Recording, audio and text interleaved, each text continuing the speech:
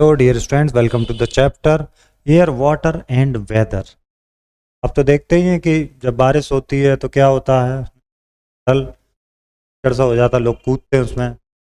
Rain से हमें water मिलता है, प्लांट्स को भी मिलता है, एनिमल्स को भी मिलता है वाटर। वेदर क्या है? Weather is what's happening in the sky and air around us every day. तो हमारे आसपास की हवा है डेली की, और जो आसमान में हो रहा है, जो भी बदलाव day to day, hour to hour, वही तो वेदर है। इसमें सन का क्या रोल है? Sun plays a crucial role in our weather. It warms up earth and its air. ये पृथ्वी गर्म करता है और इसकी हवा भी आसपास की गर्म होती है। When the sun heats different parts of the earth differently, it causes wind and changes in air pressure. तो जब अलग अलग पार्ट को गर्म करता है तो उससे एयर प्रेशर में भी बदलाव आता है।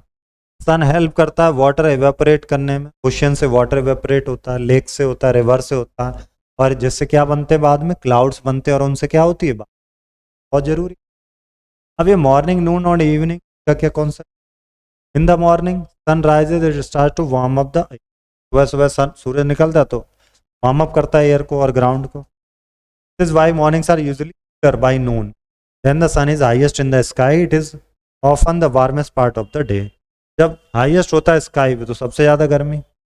मॉर्निंग में कम गर्मी होती, इवनिंग में भी कम गर्मी होती, लेकिन दिन में गर्मी बहुत होती, सीधी की किरणें पड़ती, रेस सीधी पड़ती हैं। In the evening as the sun sets, the air starts to cool down again. फिर से हवा ठंडी होने लगती। अर्थ रोटेशन एंड रिवॉल्यूशन की बात करते। अर्थ जो है स्पिन कर रही है अराउंड, एक बार में घूमती है, 24 आवर में घूम जाती है। इसको बोलते हैं रोटेशन। इसी से डे एंड लाइट होता है, राइट। अब जैसे ये देखो आप, ये सपोज ये अर्थ है, घूम रही है हमारी अर्थ, राइट। अब जो लाइट इस पर पड़ेगी, जहाँ लाइट पड़ रही है वो डे है। जैसे इससे हम लाइट नहीं पड़ रही पीछे, वो नाइट हो जाता है। जैसे अर्थ मूव कर रही है, इसको क्या बोलते हैं? इसी बोलते हैं हम लोग रोटेशन, ठीक है। अब बात करते हैं हम लोग किसकी? सन के अराउंड जो बिग सर्किल में घूमती है वो बोलते हैं रेवोल्यूशन। जो रेवोल्यूशन होता है वो पूरे 1 ईयर में कंप्लीट होता है। ऑलमोस्ट 365 इंटू 1/4 डेज लगते हैं। इसी रेवोल्यूशन की वजह से कहीं कहीं सूरज की लाइट ज़्यादा पड़ती है, कहीं कम पड़ती है, तो सीजन बदलते हैं। ओके, अब सीजन क्या है? अपने पास 4 सीजन है, spring, summer, monsoon and winter. Autumn भी एक सीजन। हाँ, जो समर सीजन होता है उसमें जो है अर्थ जो है वो टिल्ड होती है, सन की ओर झुकी होती है, यानी कि सन की तरफ ज़्यादा होती है। तो आपको ज़्यादा सनलाइट मिलती है, इससे ज़्यादा गर्मी होती है। विंटर में क्या होता है? थोड़ा दूर होती है सन से, कम सनलाइट मिलती है, इसलिए ठंडा रहता है। स्प्रिंग फॉल में क्या होता है? ये थोड़ा सा मैनेज होता है, बिटवीन होता है, इन दोनों सीजन के बिटवीन रहता है, तो न ज़्यादा ठंड होती न ज़्यादा गर्मी होगी। इन्हीं फैक्टर की वजह से जो सन है और जो अर्थ का मूवमेंट है, इसीलिए सीजन ये सब मिलके काम करती हैं, और क्या बन जाता? वेदर बनता, जो हम लोग एक्सपीरियंस करते हैं कि आज गर्मी है, क्या सर्दी है, क्या आज उमस है। अब बात करते हैं एयर क्या है। एयर तो जो हमारे आसपास सब जगह वो एयर ही तो है, जो अलग अलग गैसेस से बनी है। एयर क्या करती? मूव करती है, कभी कभी जेंटली भी करती, कभी स्ट्रांगली भी करती। सी ब्रीज क्या? सी ब्रीज जेंटल विंड है that blows from the sea towards the land. It happens mostly during the daytime. When the land heats up faster than the water, the warm air over the land rises and the cooler air from the sea. दिन में चलती है ये sea breeze. Land breeze चलती है रात में, जब जमीन ठंडी होती है और इधर पानी गर्म होता है, तो ये रात में चलती है। वाटर क्या? वाटर तो एसेंशियल है लिविंग थिंग्स के लिए। 71% अर्थ पे क्या वाटर ही तो है।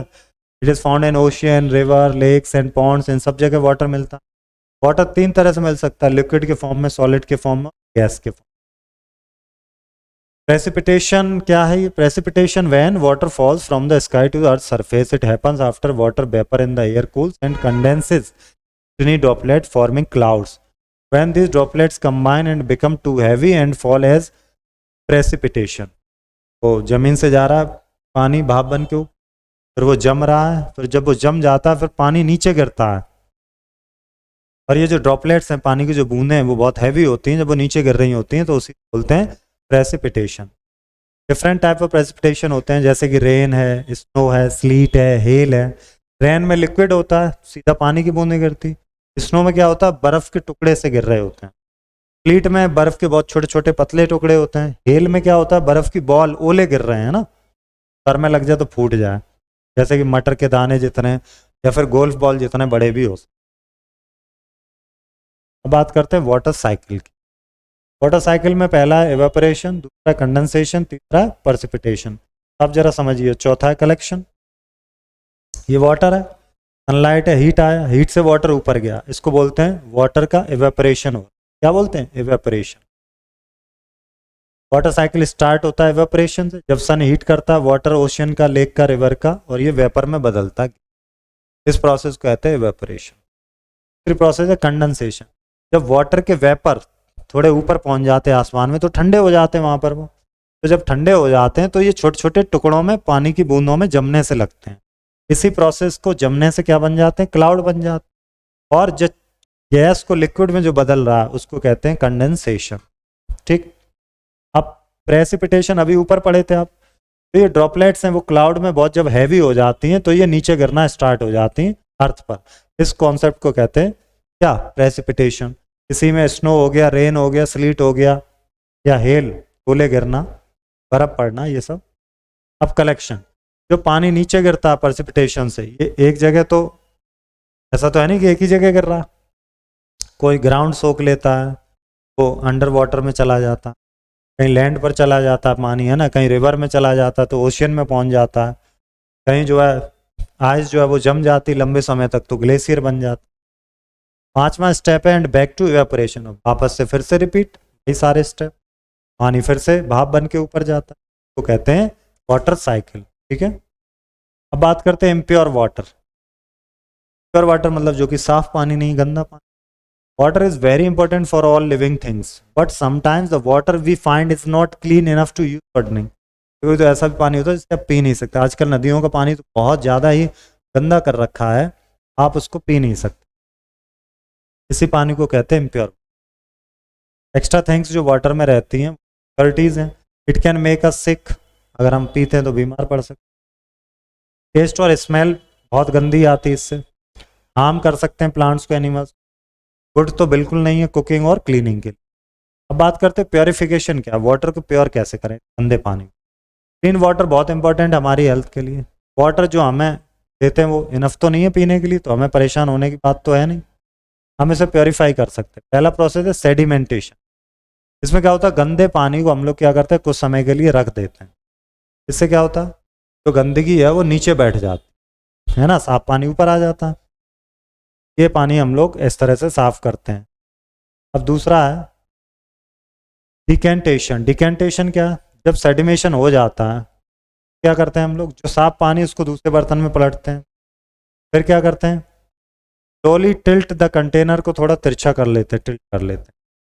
क्लीन वाटर को हम लोग पोर आउट कर लेते हैं दूसरे साफ कंटेनर में, और गंदगी न जाने पर इसका ध्यान रखना हमें, ये सेपरेट कर देते हैं पानी को गंदगी से। ठीक है। अब अगला फिल्ट्रेशन। फिल्ट्रेशन क्या करता है, अलग अलग लेवल में ये क्या करता है, इम्प्योरिटीज़ को हटाने का काम करता है। जैसे स्ट्रेनर का यूज़ करते हैं वाटर में। फिल्टर कैसे कर सकते हैं, साफ कपड़ा लो, पानी छान लो, हाँ बालू ले लो, उससे भी फिल्टर आप कर सकते हो, स्टोन से भी फिल्टर आप कर सकते हो। क्यों, कि जो उस पर सैंड की और स्मॉल स्टोन्स की जो कंटेनर होते हैं ना, मिट्टी के जो बर्तन होते हैं, वो सोख लेते हैं उसको। पेपर फिल्टर का यूज़ कर सकते हो, जैसे कॉफ़ी फिल्टर होता है, ये टिनी पार्टिकल्स को चिपका लेता है। बॉयलिंग का यूज़ कर सकते हो, पानी उबाल सकते हो, उबाल के ठंडा कर लो, पी लो। और वाटर को क्लीन पॉट में रखना है, फिर उसको बॉयल करना है, फिर जो बबल होंगे 1 मिनट तक उसको रखना है, फिर ठंडा होने दो, फिर पी सकते। जो बैक्टीरिया होते हैं, जर्म्स होते हैं, वो मर जाते हैं। एक्टिविटी ये आप करेंगे, आंसर हम लोग देखेंगे। अब this is not a form of पर्सिपिटेशन का कौन सा फॉर्म, ऑपरेशन नहीं है, बाकी तो सब है। What causes day and night, earth revolution, when, अच्छा day and night, that is rotation not revolution. When warm air rises and cool air sinks, it creates क्या, क्या ये कंडेंसेशन। जब गर्म हवा उठती है, एयर क्या हो जाती है, सिंक हो जाती है, क्या कहते हैं,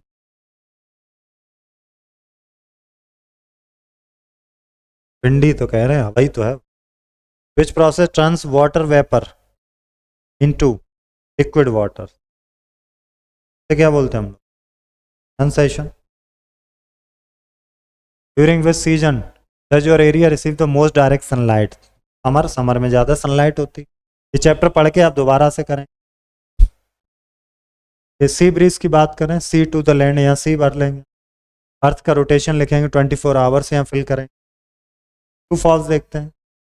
land breeze blows from the land to the sea during the night, हाँ true. Condensation occurs when water vapours cool down, true. The water cycle only involves ocean and clouds, false. Sedimentation can remove all impurities from water, हो सकता। Earth revolution causes season, true. आगे question answer notebook के हैं और skill और project activities के, right. मिलते हैं अब अगले चैप्टर में। Thank you.